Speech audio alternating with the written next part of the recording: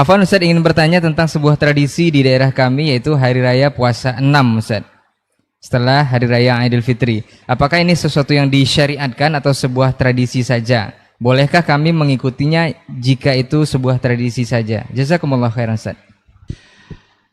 Ketika Nabi SAW hijrah ke Yathrib, yang kemudian dirubah namanya oleh Nabi SAW dengan Al-Madinah, dinama pula dengan Taibah atau Tabah.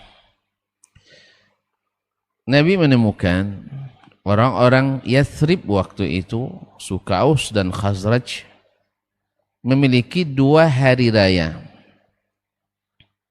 yang mereka rayakan, mereka bergembira pada hari itu. Nah, Nabi SAW mengatakan kepada mereka, "Qad abdalakumullahu idaini khairam minhuma." Allah telah mengganti hari raya kalian yang merupakan kebudayaan lokal itu dengan 2 hari raya yang lebih baik, yaitu Idul Fitri wa Idul Adha. Idul Fitri dan Idul Adha. Ketika Nabi mengatakan itu, maka orang-orang Islam Madinah otomatis menghentikan merayakan hari budaya mereka itu. Yang pasti di dalamnya ada kebaikan, yaitu mungkin saling mengunjungi yang nama hari raya. Yang sifatnya hari raya itu pasti ada hal-hal yang baik di dalamnya. Walaupun di masa jahiliyah akan bercampur dengan hal-hal yang maksiat. Oleh itu, mereka paham dari Nabi SAW, kalau sudah diganti, maka tidak boleh balik lagi. Itu namanya diganti. Hari raya itu adalah bagian daripada syiar yang harus kita ta'zim. Dzalika wa may yu'azzim sya'airallah fa huwa khairun lahu inda rabbih. Demikian itu, siapa yang menta'zim syiar agama Allah, itu lebih baik baginya di sisi Rabbnya.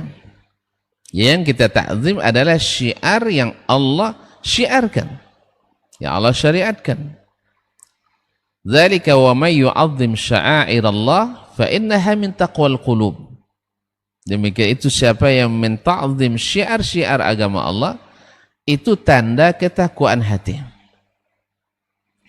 Nah, begitulah berlalu masa Nabi SAW hidup dan para sahabatnya, kemudian para tabi'in, sampai selesai Al-Qurunul Mufaddalah. Mereka tidak merayakan dalam Islam kecuali hanya 2 hari raya ini, Idul Fitri wa Idul Adha. Tidak ada ayat ukhra, tidak ada hari-hari raya yang lain. Sebab mereka tahu bahwa Nabilah yang berhak untuk mensyiarkan suatu syiar. Orang Syam kan dulu ini adalah bekas kawasan yang dikuasai oleh orang-orang Romawi. Orang Romawi membawa pengaruh agama-agama mereka. Nah, ketika orang Islam di Syam, mereka berdampingan dengan orang-orang agama lain, maka mereka merasa perlu pula untuk menghidupkan syiar tambahan, sehingga mereka membuat syiar menurut mereka perlu. Padahal Nabi SAW mengatakan tak perlu lagi kalau sudah ada yang ini. Jadi di sini bedanya yang merasa cukup dengan syiar yang Nabi syiarkan dengan yang belum merasa cukup dengan syiar yang Nabi syiarkan. Akhirnya lahirlah yang mereka sebut dengan Idul Abrar. Hari rayanya orang-orang yang jama' al-bar, orang-orang yang berbuat baik banyak. Ya, untuk supaya istiharnya, supaya diistiharkan sehingga diberi nama yang bagus, Idul Abrar, hari raya orang-orang yang berbakti, orang-orang yang berbuat baik. selesai melaksanakan puasa 6 hari di bulan Syawal. Hari raya ini akhirnya mentradisi di Syam, kemudian sebagian orang mengembawanya, mengadopsinya di sebagian tempat.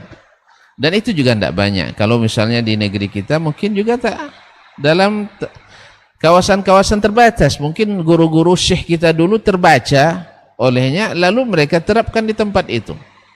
Siapa yang baca kitab-kitab fikih klasik, ya kitab Kutubul A'immatil Arba'ah, dan para muridnya tak ada istilah Idul Abrar.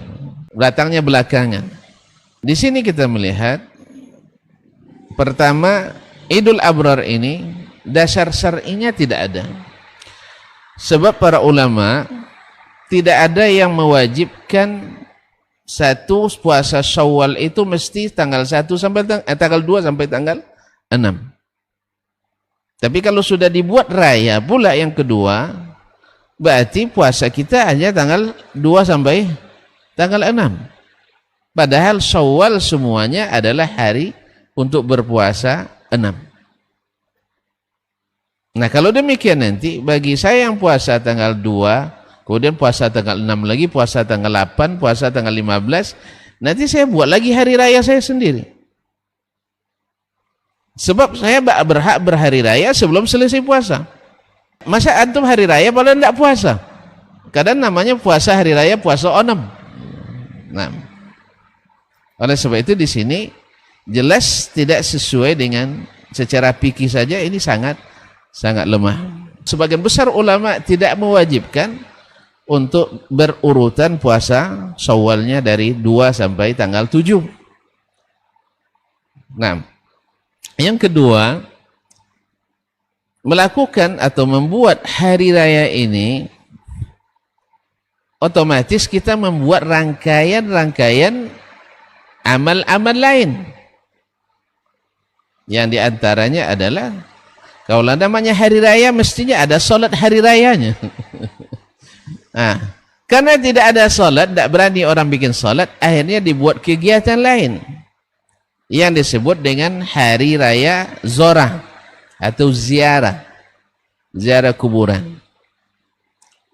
Dan ini jelas-jelas bertentangan dengan larangan Nabi SAW, bahwa Nabi katakan, la tattakhidhu qabri idan, jangan kalian jadikan kuburanku sebagai tempat berhari raya, yaitu dikhususkan ziarah dari waktu ke waktu pada waktu yang sama dan secara bersamaan. Nah, kuburan Nabi sendiri tak boleh dijadikan tempat ziarah secara hari raya. Bagaimana dengan kuburan-kuburan yang lain? Berarti kita membuat syariat yang bertentangan dengan syariat Nabi SAW. Yang ketiga, dan ini tidak bisa dipungkiri, bahwa seperti kata Syekhul Islam Ibnu Taimiyah yang beliau tinggal di daerah tumbuhnya hari raya Idul Abrar ini, beliau mengatakan, makhtalaqa an-nasu 'idan ghairal 'idaini illa wa yu'azzimunahu akthar min ta'zimihim lahuma. Tidaklah suatu kaum manusia membuat suatu hari raya dalam Islam selain daripada Idul Fitri dan Idul Adha, kecuali mereka mentakzimnya lebih daripada Idul Fitri dan Idul Adha. Dan ini bisa kita buktikan kalau misalnya di Bangkinang atau di daerah lain, bila tidak pulang Idul Fitri itu dianggap biasa, tidak ada masalah, apalagi musim pandemi ada alasan. Tapi kalau tidak pulang hari raya puasa Zora, puasa 6 atau Ayo Zora, ini akan masuk catatan, ya, akan masuk blacklist, tidak pernah pulang di hari puasa 6. Berarti betullah kata Syekhul Islam rahimahullah ta'ala, menta'zimnya lebih daripada menta'zim Idul Fitri dan Idul Adha. Dan ini kita khawatir jangan-jangan syaitan bermain di sini. Kita disuruh menta'zim sya'air Allah, tapi kita menta'zim syiar-syiar budaya yang tidak berdasar pada syariat Allah tabaraka wa ta'ala. Oleh itu wallahu ta'ala alam, maka yang seperti ini supaya ditinggalkan oleh kaum muslimin. Karena meninggalkannya tidak ada yang merugikan. Karena kita punya Idul Fitri. Dan kalau memang ingin silaturahim selama sebulan pun boleh kita silaturahim. Bahkan sepanjang tahun kita silaturahim. Tidak mengkhususkan hari raya dengan alasan bahwasanya mengumpulkan orang dalam keadaan ramai. Karena tidak semua perkumpulan ramai mempersatukan, tidak. Justru kadang-kadang dia menimbulkan dosa. Karena banyak laki-laki dan perempuan, kadang-kadang lama tak jumpa kawan lama, satu beristri, satu sudah bersuami, jumpa pula di reuni itu. Nasallallahu salamah. Kemudian tambah lagi nanti akan ada orang-orang yang ziarah ke kuburan dengan pakaian yang tak pantas. Maksiat yang mengiringinya, ya, selain tidak disyariatkan, ada maksiat-maksiat yang mengiringi. Kemudian selepas itu kita buat acara makan-makan, mungkin kadang-kadang dekat dengan kuburan itu. Jadi antara mengingat mati dengan hari raya tidak pas, tidak matching. Ziarah kubur itu mengingatkan mati, orang mati tidak semangat makan. Jadi merayakan mati itu tidak pas. Makanya kaum muslimin dan muslimat dirahmati Allah, dari berbagai sisi, maka hari raya ini tidak disyariatkan dengan segala. Karena Nabi alaihissalam datang ke Madinah menyampaikan pada penduduk Madinah, ini sudah ratusan, mungkin puluhan ratusan tahun mereka peringati. Tapi ketika diingatkan oleh Nabi SAW, Allah telah ganti dengan hari raya yang lebih baik, mereka tidak hidupkan lagi. Bahkan sampai hari ini tidak ada hari raya itu diingatkan atau diperingati di kota Madinah. Wallahu musta'an. Rabbani, merajut ilmu dan peradaban.